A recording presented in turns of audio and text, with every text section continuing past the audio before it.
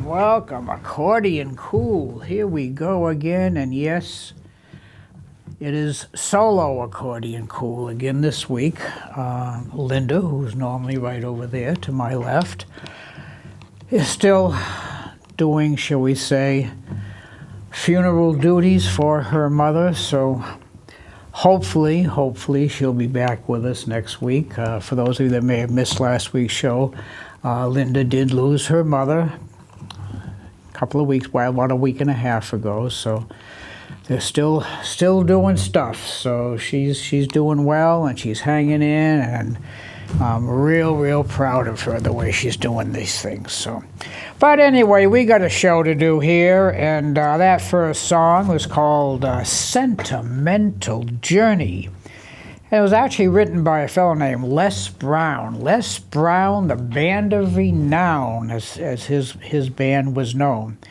And he wrote the song somewhere around 1942 or so, but it never got recorded till about 1944. Why, you ask? Well, because there was a musician strike. Can you imagine that? There's not enough work today to go around, and in 1942 or so they decided to strike. But anyway, that's a whole other story. So that has become a jazz classic and an old standard. A lot of the big bands, I think, I can't even think of his name, but look, most of the big bands did do that song. So our next tune is a song by the Duke Ellington Band. And it was written by a fellow named Billy Southworth. Who, you say? I said Billy Southworth. Who was Billy Southworth? Well, Billy Southworth was a piano player and a songwriter. Well, you joined the Duke Ellington Orchestra as a piano player. You're not going to play. I mean, Duke's the piano player. So he and Billy Southworth, they collaborated on many songs. Now, this tune has an interesting story. After Billy was hired by Duke, he went to Harlem to visit Duke and start to work on some stuff at Duke's house.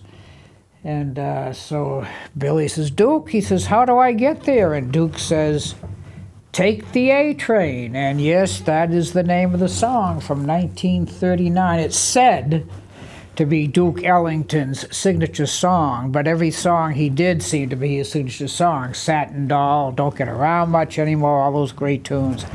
So from 1939, Billy Southworth and the great Duke Ellington Orchestra, Take the A Train, or as Lawrence Welk once introduced it on his show, he looked at the monitor, said, oh yeah, we're going to play Take a Train. And it wasn't Take a Train, it's Take the A Train. Here we go.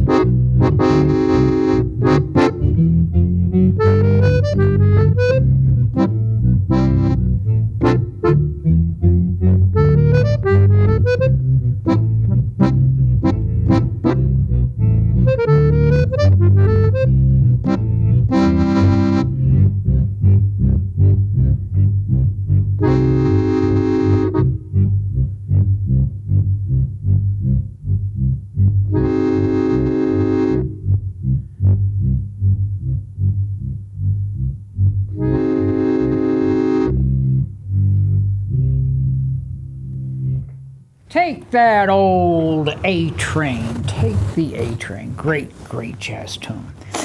Well, around 1935-ish, or shall we say the early 1930s, there was a group of songwriters, and if I get the story straight, they got together some little seaside town in France. They wrote a whole bunch of tunes like A Nightingale Sang in Berkeley Square and White Cliffs of Dover, all those great, great tunes. And one that they did write also was called These Foolish Things, or These Foolish Things Remind Me of You, or maybe you over there. We never know. So here we go.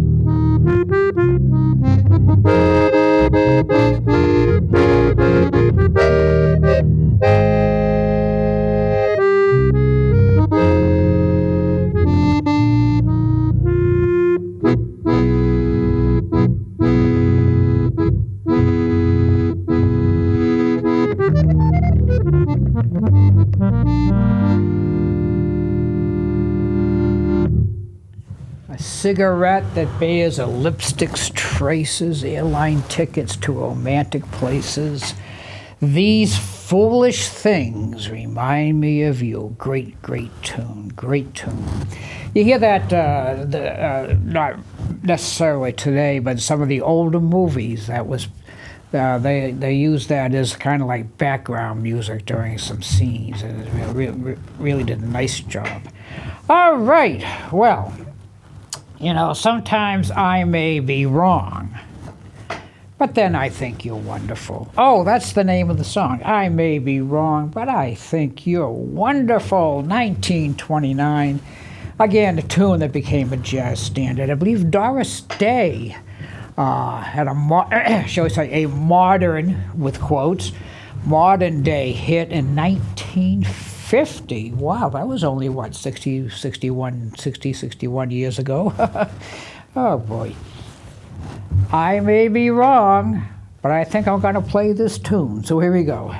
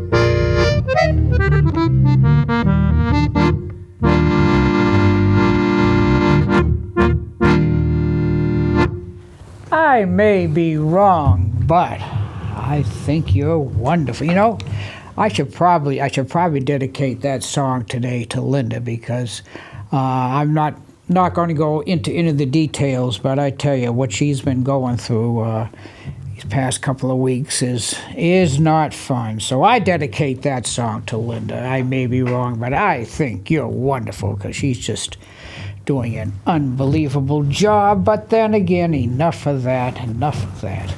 Now, this next tune was part of that whole Brazilian invasion in the early and mid 1960s. And of course, probably the most prolific songwriter of that time, Antonio Carlos Jobim. I love saying that name, Antonio Carlos Jobim. Now, this is what I call an oh yeah song, because if I tell you the name of the song, which is Wave, you're going to say, oh, I never heard that. But as soon as I play it, you're going to say, oh yeah, I remember that one. And I was on a gig a few years ago down in Alabama, and somebody requested this song. I said, what, really? Because it's not a song that gets requested or actually even played that much. It's a great, great tune. So from 1967, our Oh Yeah song of the day called Wave.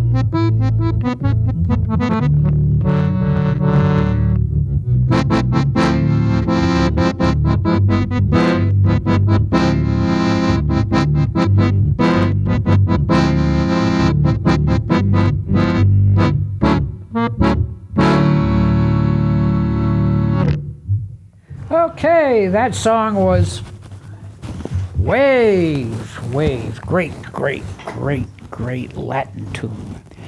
Well, we're getting down close to the end of our time today. We're going to go back to 1937 for this tune, this last tune. This song was written by one of my most favorite, but one of the most prolific songwriting teams of all times, Rodgers and Hart. They wrote so many great tunes. They wrote A Misbehavin'. They wrote, I'll think of something. Hang on there, I'll think of something. But they wrote, Blue Moon. They wrote Blue Moon. They wrote some great, great, great old standards. Now, this tune they wrote in 1937. And it was kind of a spoof. It was a spoof on, well, it's from a show called Babes in Arms, which also spawned some other great tunes. But it was kind of a spoof on New York's high society. The name of the song is A Lady is a Tramp. Now, Frank Sinatra had a big hit in this tune. And you know how cool Frank Sinatra was. He wasn't too cool. He tried. So when Frank did this tune, he said, the chick is a tramp. I mean, is that cool, Frank? I want to tell you. So Little Lady is a Tramp from 1937. Well, I'll do the whole thing. Here we go.